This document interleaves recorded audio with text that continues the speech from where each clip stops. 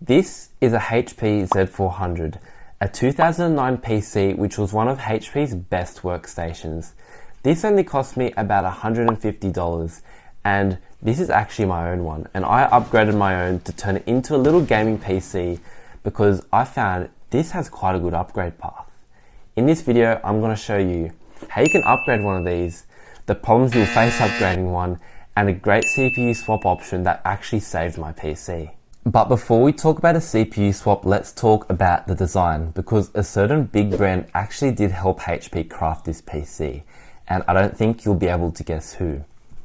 While the design is rather basic, there are a few things I can appreciate. The side panels, they're made from aluminum steel, which does make the front face pop and just not blend in as much, which I do like. And the front face itself, it is quite attractive. I do like its little front vertical grills, which do allow air to pass through. Even though its gap is very slim, it actually does allow air to come through. One thing you will notice, especially if you're familiar with modern gaming PCs, is that this PC is very slim. This PC only has a 92mm rear exhaust fan, which dictates why it's so slim.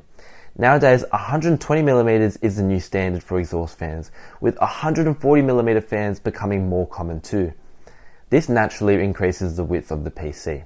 The Z400 is 6.7 inches wide, and for comparison, a popular case like the Be Quiet 500DX is 9.1 inches wide. But it's a breath of fresh air to see a slim PC like this, which in my opinion does match those vertical grills. But who is the big brand that actually helped design this? I've got three letters for you.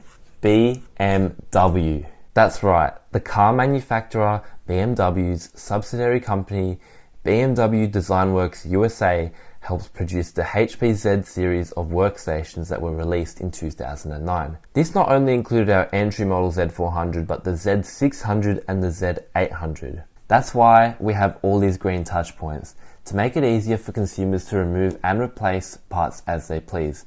I personally like the screwless PCIe expansion slots. Just remove and replace really easy.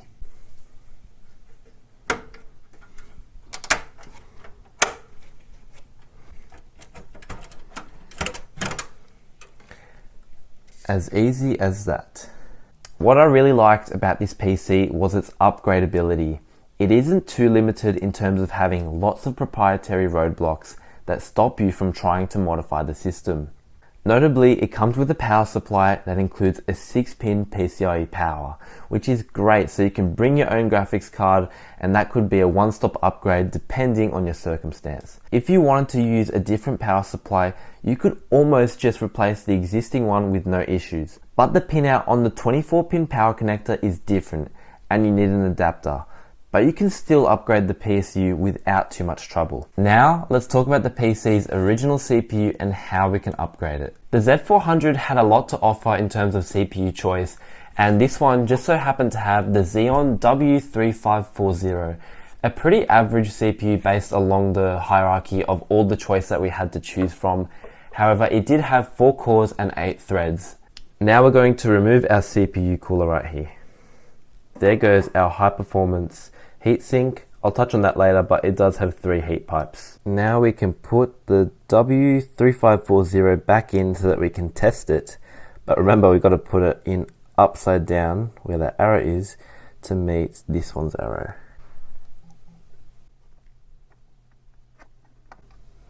Like so. Wonderful, like that. Okay, so now we're going to apply thermal paste. I got some very interesting comments on my previous video about my thermal paste application, so I'm going to try my best to amend that. I think what I got hated on was just this wiping on the sides. I'm just trying to wipe off the excess so that we are a-okay to keep going. Now we can reinstall our high performance heatsink. I paired this CPU with a GTX 1060 and 16GB of RAM, which was able to average about 55 frames per second in Fortnite.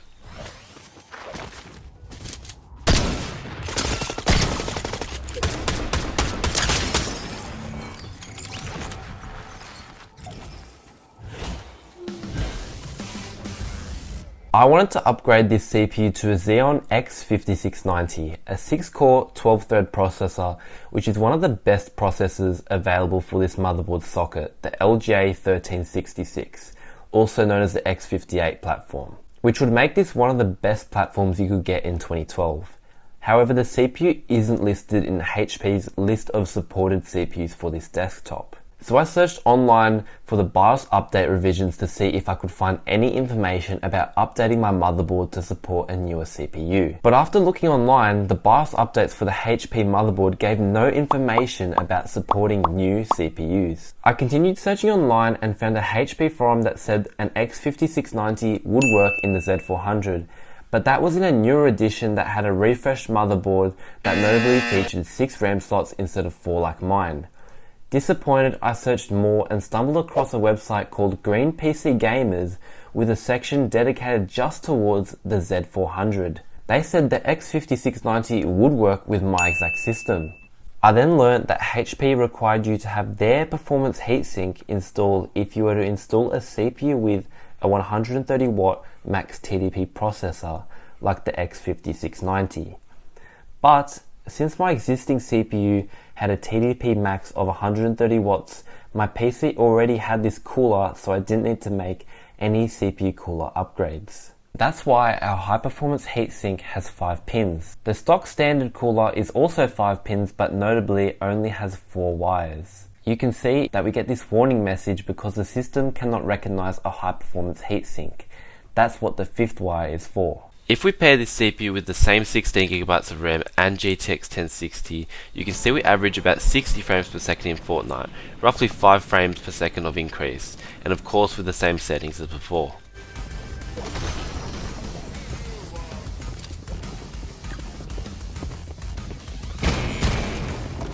But then silly me realised that hyper-threading wasn't enabled, so I had to go back into the BIOS and enable that.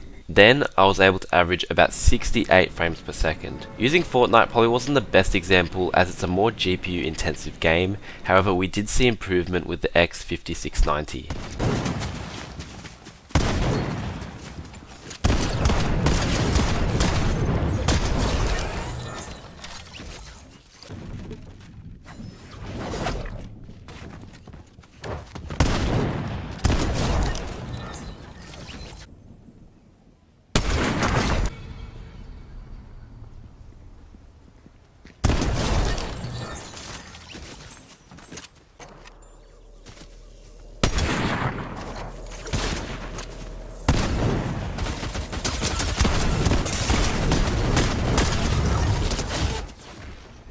Now that we've got a good CPU, I wanted to put in an SSD, but I wanted a fast NVMe M.2 drive. To my surprise, I found that these would work in my system with an M.2 to PCIe adapter.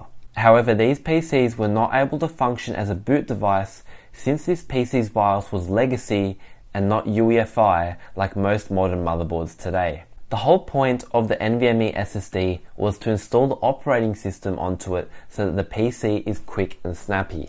I really wanted to make this happen, so I did some researching and came across Clover Boot Manager. This is a boot manager you put onto a USB and it will boot into the device for you when your BIOS cannot. However, I was never able to crack the code with this as the Windows installation media wouldn't let me install Windows onto the NVMe drive as it was detecting a legacy system. I eventually came to the realization that this wasn't going to work, so I bit the bullet and used a SATA SSD which was still quick, and I kept the NVMe for game storage which was still good for quick speeds as well. I also upgraded the rear exhaust fan because when the CPU ramped up, the original one will get really loud.